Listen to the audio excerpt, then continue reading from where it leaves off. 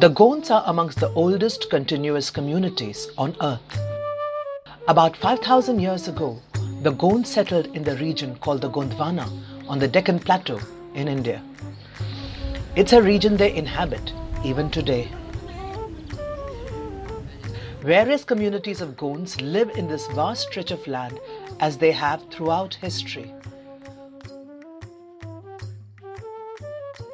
Modernity is creeping into their lives, but by and large the communities live and behave the way they have throughout millennia. For much of their history, the Gonds have lived in isolation from the mainstream. As a result, their intellectual traditions have remained untouched by outside influences. The way they see the world in terms of the stars, heroes, myths and legends are very different from the way we see it. For the Gonds, the concept of the gods, the universe, land, agriculture, the weather patterns and the stars are all interlinked. Everything in the universe is interconnected and a part of the whole. आदिवासी समाज में एक है, उनके जूने पुराने लोग मौसम को देख के ये अंदाज लगाते हैं कि बरसात आ रही है, बरसात अच्छी रहेगी। उनके अंदाज हैं पुराने अंदाज में वो सब निकालते हैं। For many years, modern man thought that the ancient people have no science, no method of timekeeping, no concept of history. Our interaction with the Gonds showed us how wrong our assumptions were.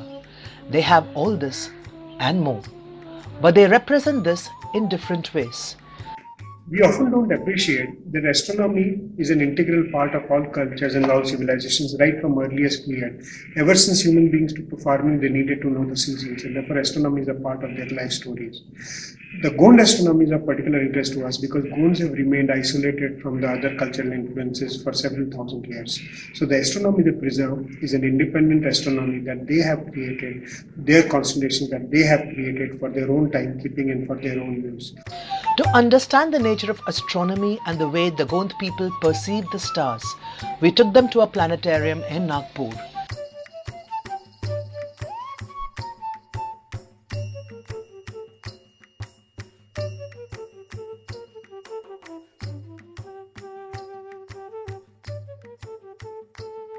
At the planetarium, the Gonds told us their stories of the stars. Each story gave us a fascinating insight into the astronomy of the Gonds. The constellation known as Ursa Major, or the Great Bear in Western astronomy, is called the Saptarishi or the Seven Sages in Indian astronomy. For the Gonds, however, it's a different story. जो कटोल उंडी ठावा सोने था, उंडी ठावा चांदी था, उंडी ठावा। One constellation of interest to us is the constellation that we call Saptarshi, the seven sages who point to the pole star. To us, it is a question mark shaped constellation with four stars that make a square and three stars that make the tail of that square, and they're supposed to be seven rishis and so on and so forth. It is part of a Great Bear constellation with the European system, which again points to the pole star and it is circumpolar to the pole star. But to the Gonds, it's a completely different story. The four main stars of the Saptarshi in fact make a cot on which an old lady lies, and the three stars at the back are the stars that consist of three crooks who are trying to steal this golden bed of the old lady.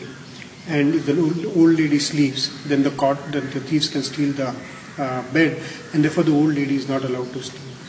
The inference is that by definition this constellation cannot set, because if it sets, then the woman is asleep, the constellation is no longer seen, and the thieves have their day. It points to probably an origin, astronomy that originated 3,000 years ago in 1000 BC, because that was the last time that Saptarshi was circumpolar from where the Gonds live today. So it shows that the story was probably very ancient origin, dating back to at least 1000 BC, probably much earlier. The constellation of Leo, or the lion, is a harbinger of tragedy. Another constellation of interest to us is this beautiful constellation of Leo. To us, it looks like a lion, a very majestically seated lion. To Gonds, it is something completely opposite. It's extremely morbid, and it represents death. The four stars that we associate with the body of the lion is actually a dead body lying over there. And in that region, they can not only see the dead body, but they can see the person who is leading the funeral ceremony. They can see people who are crying. They can see a crowd of people accompanying this dead body to its last resting place, and so on and so forth. And therefore, this constellation is a constellation that represents what the ceremonies and procession of death to the gods. The astronomy of the Gonds is geared towards sowing and reaping. Nowhere is this clearer than in the way they see the stars we know as Orion.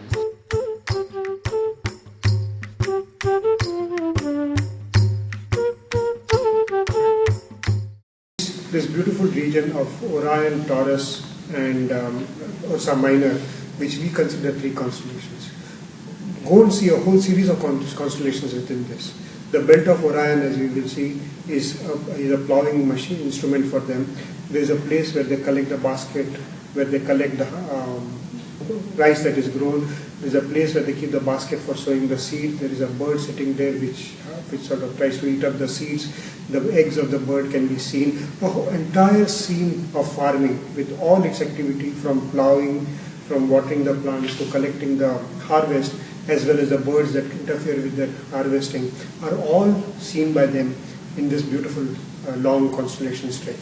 So what we call Taurus the bull, the brightest star of the Taurus, the bull, is a star that is a bird with its two eggs there. It is sitting on a nest over there, which you can see in Taurus today.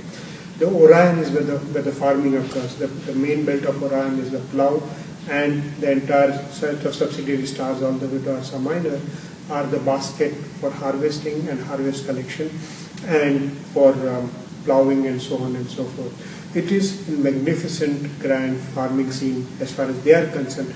It makes perfect sense to make it a farming scene, because that is the constellation they would have seen at the start of the farming season in the olden times. In a modern world, what do we learn from studying the astronomy of the ancient people?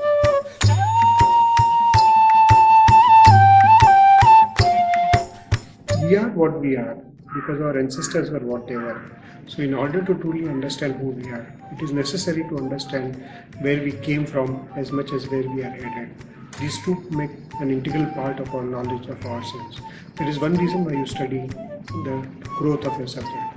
The second reason is that as the subject grows, there is a lot of material and information that is left in the ancient records, which is useful for us to understand today. There are records of comet observations, supernova observations, and a whole bunch of observations which these people have made, which are of interest to us today because they are unique records in their own way, and therefore they give us a good idea about some subtle aspects of Earth's past, as much as they give us a lot of subtle information about why we are the way we are.